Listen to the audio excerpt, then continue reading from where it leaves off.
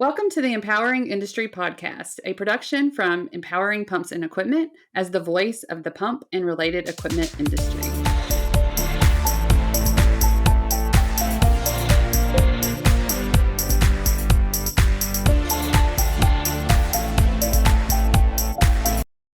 Hey, everybody, and welcome to episode 127 of the Empowering Industry Podcast. I'm your host, Charli Matthews, and I'm so thankful that you choose us every week. Do us a favor, give us a like or a share or a rating and review, subscribe to our channel, or just send us a mention that you liked an episode. At Empowering Pumps is where you can find us, or using that hashtag Empowering Industry Podcast. I'm really excited about this week. It is the last week before school starts. There's a lot of buzz and running around that we do for families. But it also is like a refresh and renew. I know I do a lot of my strategic planning during August. And so I'm excited about kind of a new, fresh look on the year ahead. And so one thing that I want to point out is that we have some new things, with Empowering Pumps and Equipment. And the conference that's coming up, EPIC 2022. If you haven't seen that hashtag, go check it out or visit that website, empoweringindustry.com. But we are accepting awards. So this is our event that's going to take place in Pasadena, Texas on November 14th and 15th. And on the 15th, we'll be giving awards away at the end of the day, during our networking and kind of social hour. And so I just want to let you know of the opportunities out there. We have Tradesperson of the Year, Operator of the Year, Engineer of the Year, Emerging Leader of the Year, Maintenance and Reliability Professional of the Year, Maintenance Manufacturers Rep and Distributor of the Year, Social Media Marketer of the Year, Industry Advocacy, Salesperson of the Year, Leadership in DEI, Podcast Guest of the Year. Again, there's still a little bit of time left if you would like to be a guest on the podcast and be in the running for that. And then I do want to just mention Supply Chain Innovator. This is a topic that you're going to hear. We're going to dive into it on this podcast, but it's definitely been a challenge this year.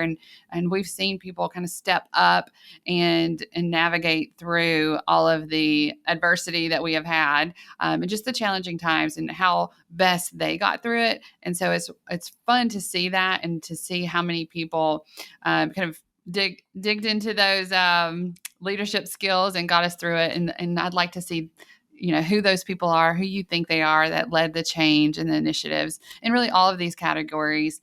But that one being kind of new to our realm of thinking and who we've promoted in the past.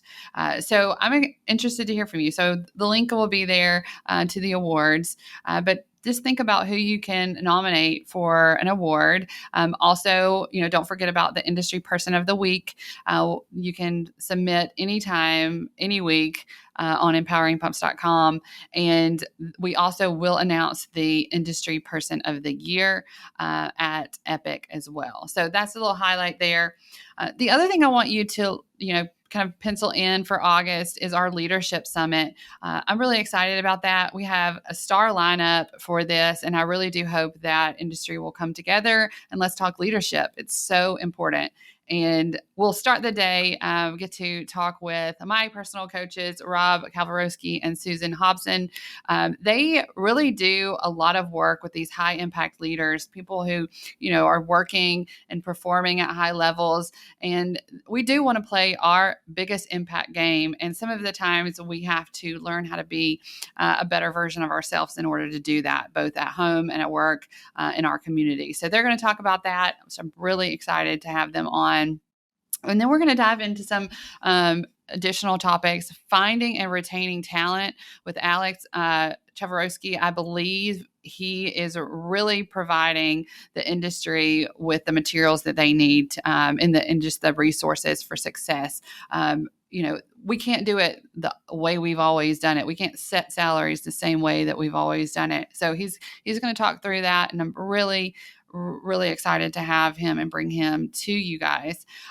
Next, we're going to have a panel with some leaders in the industry, some of my faves out there, and some new people that I haven't met before. But we are talking about leading in manufacturing during this challenging time and seeing how we navigated through that. So excited to have them on board. of course, talking about some supply chain issues there as well. We'll jump into a couple of conversations on DEI and advocacy. I'm really excited about the panel that I have to really just talk through that. I'd love to hear people's feedback on kind of what they're doing out there in the industry, and then encouraging people to be advocates for women in industry. It's so important. And I think that if we can talk about that together, both men and women, come together and talk about how we can really create some of these, programs or systems within our organizations to focus on DEI, then we're really going to, level up, if you will. And speaking of leveling up, Eileen O'Neill, she's going to do a personal and career growth, through leading change and some of the lessons learned that she has received through interviewing CEOs in the water industry. So she's going to interview or be on the panel with Carla Reed and Eileen are going to give us their insights in their stories, kind of their own experiences as high-level execs in the water sector. So that is exciting, and I definitely will bring in that leadership that we know and love and have seen from her in so many different ways. And so just I know I've talked about this on the podcast before, but it's so important that we do come together in a virtual setting and then also in person in November to talk leadership. And that will be one of the things that we really focus on in November as well, like bringing everyone together. So those links will be in the show notes, and I do hope that you will join us. It's not siloed as far as industry goes. We just want to bring in industry together to talk about how to better the workforce, the current workforce and the future workforce, all in one place. So I do hope you will join us starting in August. Okay, let's get to our industry interview. What a fun person to talk to. I have been in the locker room with this person for a while now. But to be able to sit in the podcast room, I guess, and talk with her one-on-one, it was fascinating to see what type of leader she is and all the things and knowledge that she has. So your interview is Tracey Allen. She is the Vice President of Digital Office Procurement at Nokia. And her main focus has been to reshape the way that digital office manages supply engagements. And so her background in procurement really did lead us into this conversation about supply chain and what is needed for the future. And so I really love talking with her. And I felt like, we were talking about the things that need to happen in the future, which is phenomenal. She's a human-centric leader, and she is really great at building and preparing these high-performing teams to be their best selves out there. She can, build that community of leaders around her, which is really important. And then she has the 23 years experience or more, expertise that she brings to the table with negotiating, strategic planning, and like I said, procurement and supply chain. So with a background in finance and economics, which I also have a minor in economics. So that was kind of fun to talk to because I did focus on finance and economics at the University of Alabama. She, is up in Ottawa, Canada with her husband and children, and she speaks French and English, of course. And she is just anyway, I think I'm just going on and on about her because I think that she has added a lot of value in her interview, even to the point where at the end of the interview, she gives a shout out for empowering women out there. And she has definitely been a leader in this space. And so without further delay, here's your interview.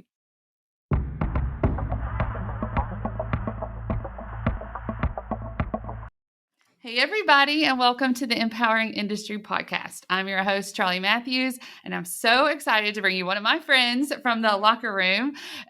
Tracey, go ahead and introduce yourself. Hi, I'm so excited to be here. Thanks for having me, Charli. So my name's Tracey Allen, and I am located in Ottawa, Canada, so a little far away, but not too far from my U.S. friends.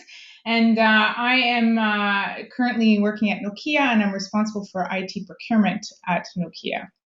Yes, and this is what fascinates me because I hear this word, I have heard this word for, 20 years and I don't really understand it as much as I should. So I feel like I have a, expert here. So I'm going to dive in and kind of ask you a little bit about procurement and, my industry here within the pump industry, they work with equipment. And so kind of from that mindset, can you tell us a little bit about what that kind of means to you?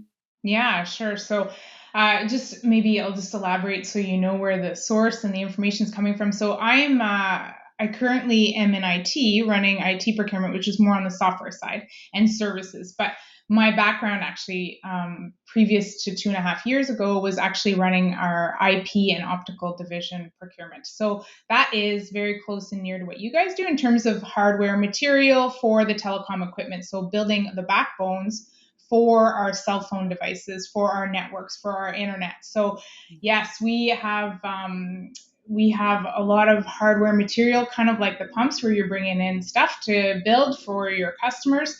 And so, from a procurement standpoint, we're kind of I think, not just because I'm in procurement, but I think it's an important part of the organization because we're kind of at the forefront working with the engineers. So in Nokia, for example, when I was in IP and optics, my team was responsible working directly with the engineers that are designing the products. So if I relate a lot of the hardware pieces, like mechanical pieces, like faceplates and heat sinks and all that kind of good stuff, my team would be sitting with the engineers and helping them select the suppliers. So looking at where are we building the product? First of all, you want to co-locate, especially on the mechanical pieces. You want to try to have the suppliers in the regions so that you're not transporting things across the world that cost money, especially huge heat sinks or faceplates, and probably very relative to what you guys are doing as well. So we would look at where we're going to build this new product and then look at the suppliers that are based in those areas, and of course make sure they have the technology and the capabilities to build the product. And we work really closely with the engineers and the suppliers in doing the actual RFP, so the request for proposals, right, and pricing. So we would send out the specs. So my team would facilitate that with them, sending out the specs, making sure that they're reviewed, they understand what they're quoting, and then the suppliers actually come back with pricing, right, and maybe even VMIs, vendor managed inventory, like other kind of offerings that could be part of that. So my team was really kind of responsible for negotiating and setting up the supply chain for the engineers to make sure, and for supply chain to make sure that we can get product on time at the right price, so that when we would sell this product, and my goal for my team was always, you want the right price at the beginning of the launch. A lot of other, maybe you see in the industry, is they'll come out with, they'll pay the high price because they want to get the product out and it's not in volume, and then they kind of decrease the price over time, right? That bell curve kind of effect. But I always kind of believe that you want to maximize your margins the first time you sell. So I would really, really push the teams to really kind of negotiate upfront your volume pricing and your NPI prototype pricing so that you actually maximize and get the best margins out of the gate.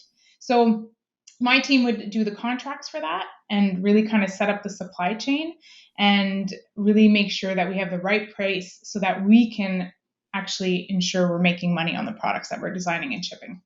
I do have a question there just Yeah, on how you decide who you work with, right? That right. suppliers list, Yeah. and who's approved and who's not. How does that normally work? Yeah, so I'll use the mechanical space because it's really more relevant to you guys. You probably face this as well, but we actually do supplier audits first and foremost. So you take a look at the supplier's financials situation, right? So we always review the financials. We also look at the ethics and compliance, right? Are Okay. they good suppliers, following ethical practices? And then we would actually do an actual site audit. So we send in for TL9000, we send in a team to go in and evaluate, make sure that they're using best in class practices, they have good processes, they have ECO management, so that you're doing changes. You want to make sure this is all under control, to make sure that your product always comes out looking the same as when it started, right? Unless you've made a change, but that everything is approved. So we tend to do those are, I would say, is the front end piece of that, right? And that's the starting point. Like that has to pass to even get on the list, Okay. Yeah, and right? I think that's So really helpful to me. I mean, for sure, I didn't really even think about that. But you're seeing that even more so today with sustainability and people like really focus on how to improve their processes and be able to take advantage of being a leader in that space. Before we move on to supply chain, because I have a lot of questions there, I want to tell the audience just a little bit more about you and kind of how you got into this industry. It's always fascinating to me, that story of, okay, why? I mean, how did you end up here, kind of thing. So, just tell me a little bit about how you were interested in tech. yeah. So I wish I had like a really, really intriguing story around how I fell into it, but I'm going to be honest because that's I like to be, truthful about it, and I'm never sorry about what happened. But it's kind of like, I was actually I went to a college and I did supply planning, kind of like project management, material management. I really wanted to work in a factory. That was like, I don't know why. I loved, bringing material in, how to get it on the line, and then how to get it out the door. So I was like, I studied that material management and I loved it. And I was like, okay, that's what I'm going to do. And I ended up working in the government because I'm in Ottawa, right? Not far. Mhm. It's a very government city. So I ended up working in the government, and I was in material management at Transport Canada. It was interesting for a summer student, and then I got a contract and I did it for a little bit, and I'm like, okay, now I'm managing like desks and computers. This is Yeah. asset management. This is not really what I wanted, right? So Mhm. I decided I wanted to go back to school, and I went to university, and my parents were devastated because I was in the government. I had security and I had a pension, and I would have had, Right, whatever. right. But I was not, it was just not enough for me. So I decided to, abandon the role that I was in and went to university. And I went to university and I was older. I was 23 when I started. So I needed to get a job when I got out of there. Like there was no doubt about it, right? I worked 2 jobs to be able to save up money to go to university, but I still had to take a little bit of a loan. So when I got out, I needed a job. So I was one of the oldest ones in my class. So I was always like, okay, career days, let's go here, there. And I would organize them all. And we ended up going to a company called Future Electronics, which is in Montreal, and they are a distributor of components. So Okay. all the ICs, all the caps, resistors, semiconductors, you can imagine, relays, whatever, they distributed those. And they were a huge distributor. And this was back in like 23, 24 years ago, right? So they were huge. So I ended up getting a job there as a contract analyst, and I loved it. I was traveling all over the US, meeting the salespeople in the offices, making sure they're profiling their customers. And it was like a very odd job. There's 5 of us in the team, and we kind of worked for this VP, and we were sent out to check out the offices, make sure the sales guys were doing their job. I had a great time. It was fun, but I learned tech. That's how I ended up in tech. And so I was in Montreal and I wanted to come home, and one of my university roommates said, "Oh, we're looking for somebody at Newbridge," which was a small startup in Ottawa, and was more of a smaller, but not, now we ended up being bought and acquired, and I ended up as a contract analyst working for the CPO, and then I just kind of from there had this huge interest in procurement and wanted to be a CPO, so I started like trying to move around and try different roles within procurement. So I evolved and did NPI buying. We had a factory, so that was perfect. I could go to the factory when I wanted, and I bought all the materials for the lines to make sure for prototyping. So I thought it was like fabulous, right? I was so excited. And so I would work with engineers, design, and help them negotiate and buy the parts to make sure that they could get their product out the door. And then I ended up going into category management, which is really negotiating the big contracts, the volume base for the company, and did that for a little bit, and came back to this role as a leader, as a manager of the team, doing all of the upfront negotiations with the teams. We ended up closing the factory. Of course, everything moved offshore then, right? So we started using factories, partners like Celestica and Sanmina and Flextronics, Jabil, those guys. So I started working with those partners to be able to build our product, and ended up leading organizations within Nokia, those divisions, right? And so I didn't like, when I look back, when you say don't let life happen to you, that kind of just happened to me. And Yeah. now I've been in tech for 25 years and I love it. But it wasn't, I would love to say it was intentional and I had all these great ideas about it, but that's kind of how I ended up here. Yeah, I think most people have similar stories. But I love how excited you get about the factory. And just like, did you have that in your family? Like, were you close by? You just like, No, I was there a don't know what movie? it I don't was. know. Yeah. I Anyway, don't know what it was. It was just like, I don't know. I don't actually have anybody in my family, but I just think it's such a great experience to watch stuff come through the door, get transformed, and then leave as something different. I just think yeah. it's just magical. And I think that the equipment is fun. Like when I got to go visit suppliers, I would always go to their factories. And I was like, I love dressing up. I love learning from the engineers on the line to explain to me what they're doing, what this machine does. I found it fascinating. So I wish I had, again, another good story, but it's kind of just something that's in me that I get excited about. So Yeah, well, you're that's very similar to myself, right? I went to school for finance and banking at the end of the day. Like, I don't even know why I was there. But it was a business school. I learned a lot about business so I can run my business. But when I can go on a plant tour, that is the best day I've had. So I feel that energy from you and I love it. So, okay. So, you've learned a lot. You've learned a lot from, that experience of traveling, being in these spots where you're kind of talking to people within industry and supply chain. We have heard so much about supply chain, as we have to have it, and we have to have it running smoothly. And so I'm curious about what we need to kind of get back on track, to improve this supply chain issues that we are having. Is it normal? Like, are we just kind of highlighting this, that there's a problem in supply chain, but that was really always kind of some issues there? Tell me a little bit from your perspective. yeah, I'll give you my experience, because especially in tech, and maybe you also experience this, but um, there's a huge gap between our customer expectations and the reality of what it takes to build product, right? And how long the lead times. That was always my big challenge in tech, is that I felt that as a provider, we are the worst positioned in the supply chain. So, for example, when I look at our customers, they want product in 15 days on site.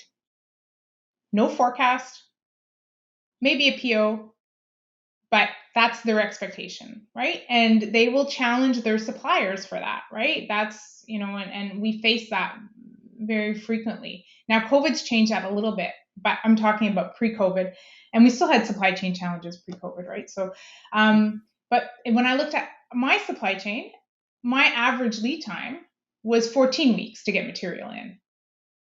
So I was like, I would always look at my sales guys and go like, I like do the math. Like, how am I supposed to? Well, that's why we give you a forecast, but it's your forecast accuracy is like 20%. So, like, how do I, there's good to have flexibility. So, I would put flexibility in my supply chain. Therefore, I would do vendor managed inventory either at my cage, or I would have it at the supplier, preferably at the supplier, right? But when you're talking about custom parts that we're talking about, right, which is That's like right. face plates and heat sinks, those are not sold to other customers. So, I then have a liability as a company to own those, right? And so you have to be mindful, and then you always have a new product coming out and you're going to obsolete something. So you have to really manage this stuff. The problem I felt that we didn't really have the tools necessarily to manage that. But I think that the customers, like if I look at our customers, they buy hundreds of millions of dollars from us. I buy from my little supplier, maybe in metal, maybe $1 million, maybe if he's lucky, maybe 500K a year. Mm. So the leverage is totally different, right? So I'm trying to force him to stock inventory and I'm asking my customer, maybe you need more flexibility, or maybe you need to stock it. They're like, yeah, no. So the gorilla versus the small guys, really tough. So I think one thing I would say is there's a gap between the expectation of the customer and what it takes to actually the reality of the lead times of the product. And I think this is still an issue in COVID. If you look at COVID, when I moved from IP and routing into IT, is right when COVID hit. And I remember my boss saying, "Are you kidding me right now? You're leaving right on the heels. COVID is starting." And I'm like, and that's when China started shutting down. Well, all the semiconductors get built in Asia, right? TSMC, UMC, all those guys. So I was like, I gotta go try this new role because I think it's good for me. And guess what? Software, there's no way, like, it's resources, right? So it's people, but people are still working. But the factories were shutting down. And I still kind of keep in touch with my colleagues in the hardware space, and it's still such a big challenge for them, right? COVID has hit, factories were shut down. There's a pent up demand. Deliveries are not, they're backed up. The backlogs are huge. I've heard stories now that they're asking for 2-year POs, and you're not even guaranteed you're going to get it.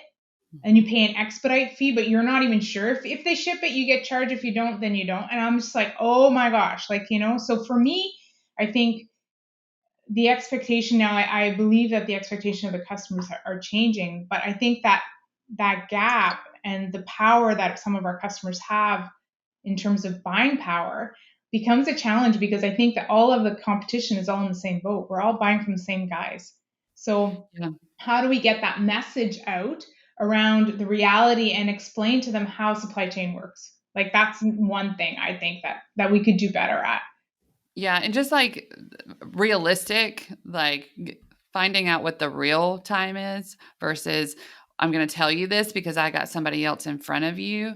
Yeah. And really that, I mean, that's complicated because some of these it's built on relationship. Correct. You really have got to be able to negotiate, and some of those soft skills are coming into play. But I also, I mean, this is something interesting.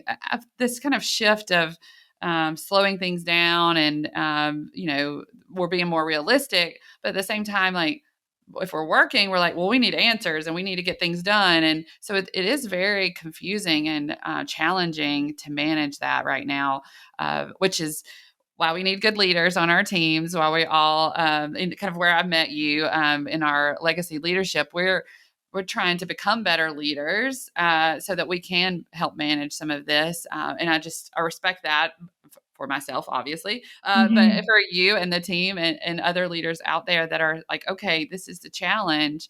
How are we going to really know the process and know our team and where they stand and what their challenges are?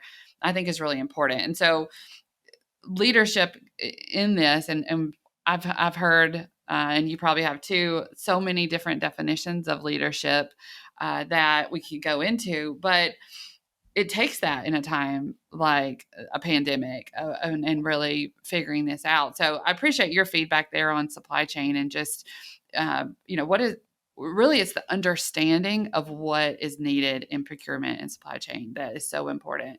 Have you seen just in this space, not necessarily your company, but improvement in that leadership? Um, I'll be honest. I have not seen a lot of work done in terms of being able to like map this out and explain this to our customers, right?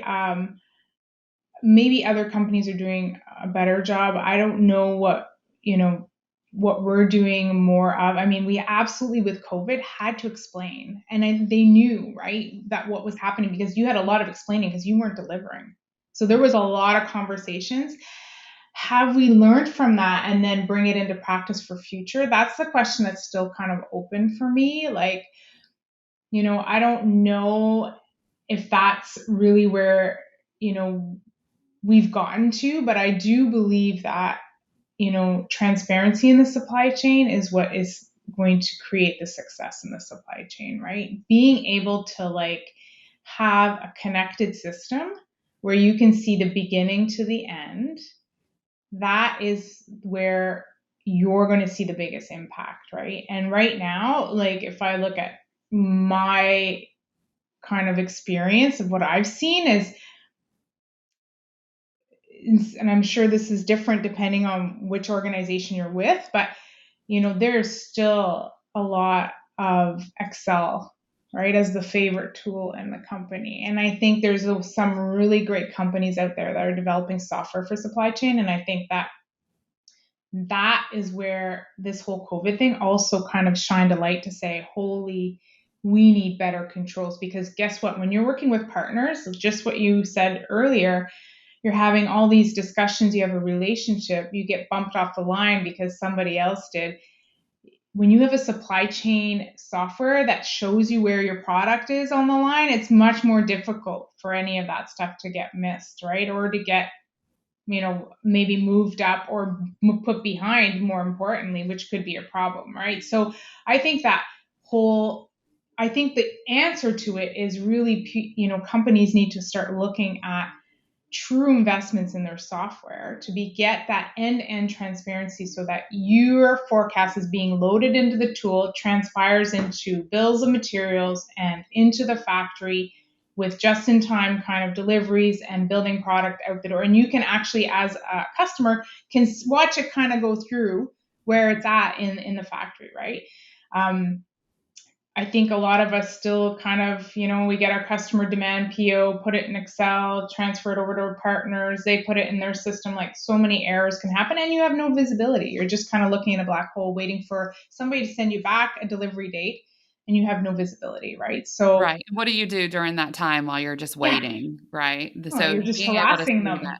Right. like, what Right. can I do to help? What can I do to help? What's your shortages? How can I jump on a call and get these parts for you? And it's just, and then if there's no electronic feeds into the suppliers like EDI, then they don't see what you need. And everything is, again, very manual. I think that there's a lot of work for us in the supply chain space still to be done in terms of really digitalizing the supply chain piece, right? That's right. That's right. And we were behind when the pandemic started, Yeah. and it kind of accelerated a little bit, but it takes investment. It takes, training time. It takes us all working together and being able to communicate in the same language. So part of that, right, is like really understanding everyone's job there on the team. And then that kind of goes outside of the company itself to our suppliers and Right. vendors that we have. I think it's interesting. We talked so much about, our, how we're interacting as a team or how we're interacting in business, and it kind of makes me think. Just kind of going back to understanding a human, right? Like, what is that real frustration? What is the challenge that they're facing? And so, if they're not telling you, how are we going to know what their true challenge is? Because it may just be, well, actually, I've got this other big order over here that I've got to take care of, and they come first. And so then, well, that means our relationship's not as good. So we need to work on that part of this Yeah.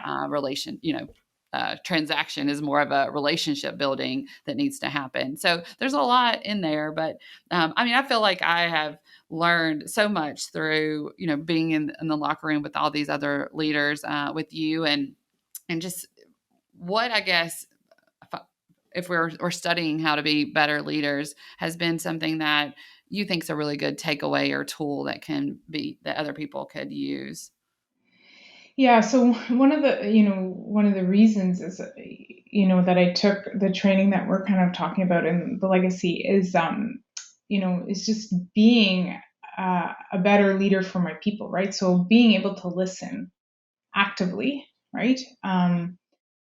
Sometimes, I don't know, this could be just me, but I'm very action oriented. So I get very kind of, short and want to get to the answer and start executing, right? But one thing that I'm working on personally is being able to reflect and actively listen. So take in, watch the body language, watch what's really happening, and really kind of listening to be able to intentively do something about it. That is maybe deeper than what the surface that I'm thinking about is just execution, right? Task. That's Yeah, right. task, right? Mhm. So what do you need me to do? That's like, if I get into a conversation and there's a lot of talk, sometimes it's like, okay, where do you want me to zone in here? And it's like, and I think that is probably the biggest lesson for me, or something that I'm still so working on, is being able to really actively listen and try to find where there's some support needed for my people, so that I can turn around and really kind of lean in and help them in the right areas, and not just walk away with an action like go call this person to get this done or whatever, right? But Yeah. really kind of go deeper to see how I can help. And part of that is that like activator in us. I mean, it's like to get things done, right? You're ready to go and make this happen. So that is a great trait to have. But it's just like managing the balance of that in the Mm-hmm. moment, especially if somebody. For me, it's if it takes like a really long time to get to what that needs to be, I can get distracted, right? Because okay. I've took something I need to do from that conversation, or I need to hear something for me to do. So also it's like being a little transparent on that side for us too, and like letting people know how we need information to us too. So it's learning on both sides, learning a lot about ourselves. Mine was the emotional intelligence piece. I really needed to understand my state and my mindset so that I could, just show up like I needed to show up for my team. And any kind of conflict is normally when I showed up and I didn't feel like I was myself in that moment or addressing something. So there's just so many tools out there that you can learn on Mm-hmm. the leadership realm. But most of the time, I love to hear is that I'm just trying to be a better leader for others. And I know that's true for you. And it's what we need. I'm so glad that, uh, that you came on here and really could really help explain to our industry. Cause I know you know, there's tech, there's manufacturing, Yeah. there's, utilities, you name it, that are all, struggling with this same thing. And so thank you for that. Is there anything else, just like as we've been talking, that you want to leave the listeners with?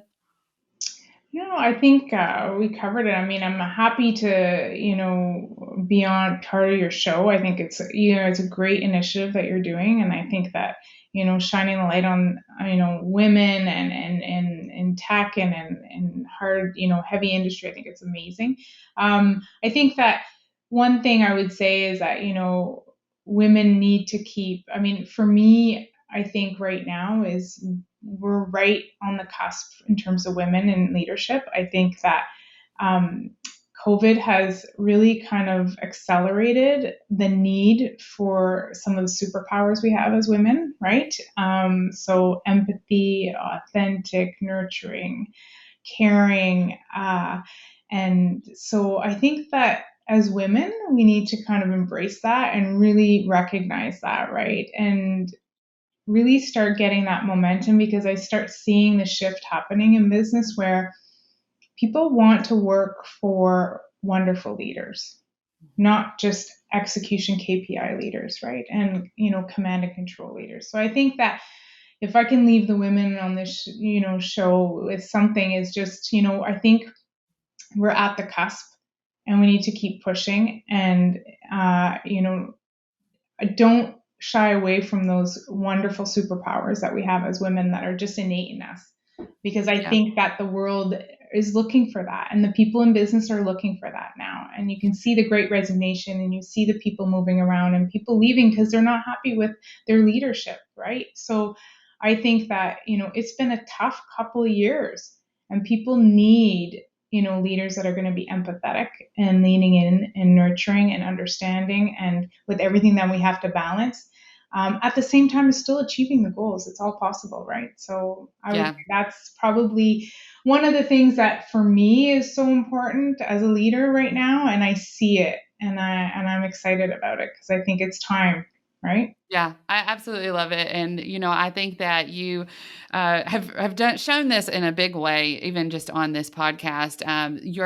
When you were telling the story about your excitement of how you got into the industry, and your need to be around the equipment and the factories, and even just saying that, and somebody may not think that that's something a woman would actually be excited about, right? And it just like breaks down those biases just by telling your story. So I really appreciate that.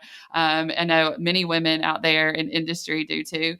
And really the other side of that is that holistic approach and that encouragement and nurturing that has to happen, that is a great gift for women to offer, and men can learn that, and they can and really embrace that style of leadership. To care about our employees is important and needed, and it's not just a women thing. It needs to be done across the board. So thank you so much, Tracey. I've had just a wonderful time talking with you, and look forward to next time we get together. Awesome. Thanks, Charli.